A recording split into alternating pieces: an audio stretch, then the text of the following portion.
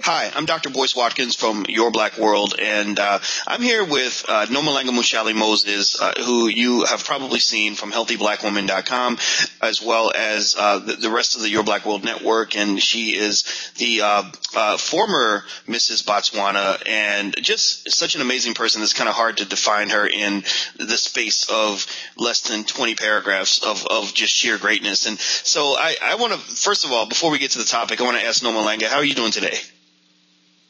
I'm doing great, boys. How are you? I'm doing very well. Now, you're actually in Africa right now. You're in Botswana. Is that correct? Yes, I am. I'm in my home country of Botswana and loving the sunshine. Really? Oh, well, I'm in Chicago. We don't have sunshine here. We don't get sunshine. I know, I'm showing off. I know, just bragging away. I'm really jealous, just so you know. I actually took a trip last week to Las Vegas for a few days. I don't like to use the casinos and gamble, but I wanted the weather. I wanted the inexpensive hotels. I wanted to see a couple of shows, and we did all that. And do you know when we got there, the weather in Vegas was like maybe 5 degrees higher than it was in Chicago. Like it was the difference. What? The difference was minimal. And I got there, and the woman there said, she said, well, the weather here hasn't been this bad in a long time. And I was like, okay, so you're telling me the weather gets bad the week that I decided to come up here, but you know what? I probably should have just looked at the forecast. That could have saved me a lot of trouble. So I'm gonna just smack myself for that. You got my attention. You and I are Facebook friends, and I saw that you made a comment about something that really got my attention. You were talking about Lupita Nyong'o and her success recently, with 12 Years a Slave, and how she has just really, risen through the ranks. And one of the things that people were saying was that she needs to avoid Tyler Perry. They saw a picture of she and Tyler shaking hands at the Oscars, and suddenly the Twitterverse went crazy and everybody lost their mind, and they were like, oh God, stay away from Tyler Perry. His movies will I guess degrade you, or whatever people think is going to happen if she does a Tyler Perry movie. Right. And you took offense to this. So can you kind of tell me, what you saw as well as what your response was and where that kind of came from? Yeah, what I said was interesting was, well, wait a minute. So people are telling Lupita to stay away from Tyler Perry, but the one time that we've seen her and she's been prominent was where her slave master was using her as a sexual plaything, and that's supposed to somehow be more respectable than being in a Tyler Perry movie. And the second thing is that you didn't see was I've had conversations about Lupita before. And one of the things I said was I was interested to see what would happen after the Oscar. What kind of roles is she going to get? And I was like, something, she's not going to get one of those major roles where she's the pretty girl and all the guys are chasing her and she gets the happily ever after. It's not likely to happen in Hollywood. She's just not going to fit that mold for them. So for me, from where I'm standing, I'm seeing that in a Tyler Perry movie, she actually has a shot at being that it girl or the pretty girl or whatever it is, but probably not in Hollywood. So I didn't understand why she had to stay away from Tyler Perry.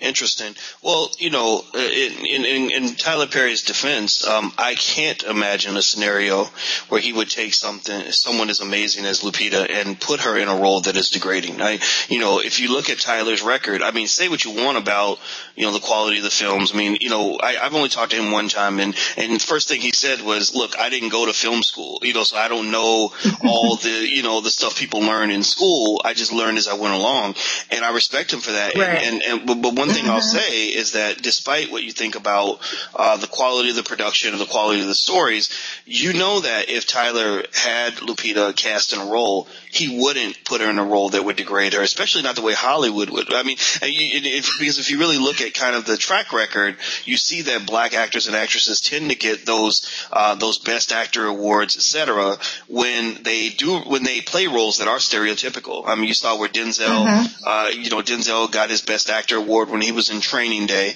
but they ignored him when he was in Malcolm X. When he played a strong, intelligent black man, it's like, oh, well, that's not good enough. But suddenly he does Training Day, and it's like, oh my God, he's such a great actor. Well, wait, he was a great actor when he did Malcolm X too. Probably actually a better actor. To this day, 20 years later. And The Hurricane. There you go. The Hurricane. It's the same thing. 20 years later, I think Malcolm X was Denzel's maybe in his top 2 or 3 greatest performances. Definitely the most high impact role that he's ever played. And then you look at Halle Berry with Monsters Ball. That movie, that role was so graphic to me and so degrading that I don't even want to talk about it. Like, I have to go take a shower now that I've even brought that movie into the conversation. I feel like I'm disrespecting you by even bringing up Monsters Ball. So this idea that somehow she's going to get more respect from white Hollywood, that this beautiful dark-skinned African woman is going to be more respected in white Hollywood than she would in a Tyler Perry film, I think that's just insane. And that's a good point. Right. That you made. Now, let me ask you this. Okay, so she's from the continent of Africa. You're from the continent of Africa. Not that means more than it means, but it does mean something, right? It does. She's recognized for her beauty and grace on screen, and just has become just such a beloved figure throughout the world. And you know what that's like a little bit. I mean, you were Mrs. Botswana, so you've experienced that as well. When you see her future, in the United States, in particular, not that the U.S. is the only place where she's going to get opportunities, but when you see her as an actress in the U.S., what biases do you kind of see possibly popping up for her as this amazing African actress? Well, first of all, I think that she's never going to be seen. I think I know her home country is Kenya. And I always joke that I watch some of these African movies and shows that I hear. Most of them come out of Nigeria, and I think some of them are from Ghana. And I keep going back to this, but you can see a movie where there's a princess, okay? She's supposed to be the most beautiful girl in the village. She's going to look like Lupita. And everybody wants to be like her and all that other stuff. I really don't see that happening for her in Hollywood. I don't see it happening. I can see where maybe she's gonna be like there's one actress whose name doesn't come to mind. Maybe you'll remember her. She was in the film where she was a maid, The Help. Yes, I do. And she's chocolate as well, very beautiful inside and out. Even she has admitted that in Hollywood she struggles to find parts because they just don't know what to do with her. And unfortunately for Lupita, I feel like she's going to fall into that same place where they really don't know what to do with her. And I still struggle to figure out, why would you want to put yourself in a position where people can't figure out what to do with you, when you can be somewhere where maybe it's not as big as Hollywood, but they do know what to do with you. They appreciate you. They see your beauty. They see your talent. And they're not going to put you in one little box or one little corner and say that that's where you belong. Mm-hmm. Well, I think that we have to get over this idea that Hollywood is the be-all, end-all, that is just, right. That's the only place movies are being made. I mean, first of all, Bollywood in India is bigger than Hollywood from what I understand. I think I know the Nigerian, it's called Nollywood. Nollywood, there you go, yeah, Nollywood is, from what I understand, almost as big, if not bigger than Hollywood. There are opportunities all around the world, and so I think she's going to be fine regardless, but I think you make a very good point. When you look at the track record that Hollywood has when it comes to African American, and African actresses and actors, you don't know where this is going to go. You're like, okay, what are they going to, sorry, my throat. And the other thought that comes to mind is I think about the brother from, I believe he was from Somalia that was in Captain Phillips. And he did a great job and he was celebrated at the Oscars, not to the same level as Lupita, but similarly. I mean, everyone was talking about the great role he played and that great line that he had in the film, like I'm the captain now. I don't know if you know that, but I did watch the movie. Yeah, and the last I read, he's gone broke because Hollywood is like, okay, that was great, but it was effectively wham bam, thank you, sir, and now he's, I don't know what he's doing. So, it'll be interesting to see how this evolves. I think you made a great point about, Lupita's future. I think that, black people in general, I don't like the idea of us running away from each other. We can disagree with each other. You can disagree with Tyler Perry's films, but you don't have to sort of degrade what this man is at least seeking to accomplish, because he is hiring lots of black people in his studio. He is also, he's making the films that a lot of people won't make, for good or bad.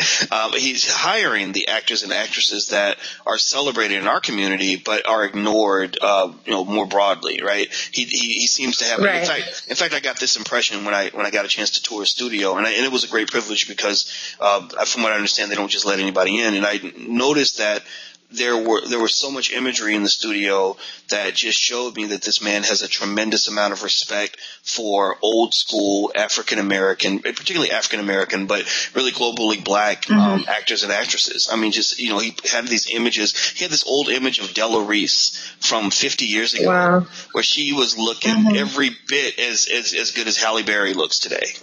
He had old images of Red Fox and just all these people that black people know and love, but kind of have been ignored in Hollywood. So I think Tyler would be a great matchup for her, but obviously she'd have to be selected. So I'll let you get the last word, Noma. What are your closing thoughts? It's the same thing that you're kind of saying, that we shouldn't assume that if something is done outside of Hollywood that it's not successful, it's not significant, it's not going to have an impact. And the same goes for every other part of our lives. Well, it's not just about Hollywood. I don't think that we serve ourselves well by always thinking that something that's done, unfortunately, by white folks is better than what's done by black folks. And whether people like to admit it or not, I'm blunt. I always say it. Like, why are you assuming that that's better? Why? And at the bottom of it is, well, some black guy decided to do something that a white guy had done, but somehow we assume that the white guy is going to do it better. And I've never understood why we haven't gotten over that part of our thinking. And it's still seen here in Lupita. Stay away from Tyler Perry, but if a white man wants to degrade you in his film, by all means, go ahead. Go degrade yourself. Someone made a point that, look, she's just acting. Get over it. I said, no. Even Denzel Washington, up until the point that he played in Training Day, he's always been vocal about how he selects his roles. He was mindful, like, even though I'm acting, there's certain things that I will not act as. There's certain things that I just won't do in a movie. And then, unfortunately, when he finally decided to loosen his rules a little bit, he ended up getting an Oscar. But that's my final point, is that we should not assume that if something is smaller or it's different or it's outside of the norm or Hollywood or whatever, that it's not significant and doesn't have an impact. And I don't think it's fair to assume that Tyler Perry is not as good a filmmaker as anyone who would be in Hollywood.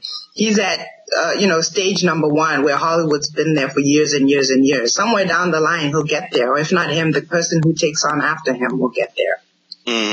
I certainly agree with you. And I think that, I think that the imagery in Hollywood is critically important. It's not just acting. It means so much more. And, when you think about the effect that white supremacy kind of has on our thinking and the way we view the world, it's very real. And I actually learned so much about white supremacy when I heard a speech by Marcus Garvey recently. And one of the things that he said that's really interesting is he actually, to some extent, defends white supremacy, believe it or not, by basically saying that part of the reason white supremacy does exist and the reason that whites in so many areas might outperform you is because we're doing exactly what we're doing right now, which is not sticking together, looking at each other as being less than, and saying that, look, if we want to be successful, we have to join the winning team, as opposed to realizing that we're already on the winning team.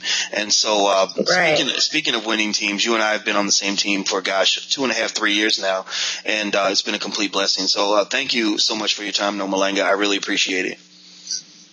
Thank you, Boyce. I appreciate it too.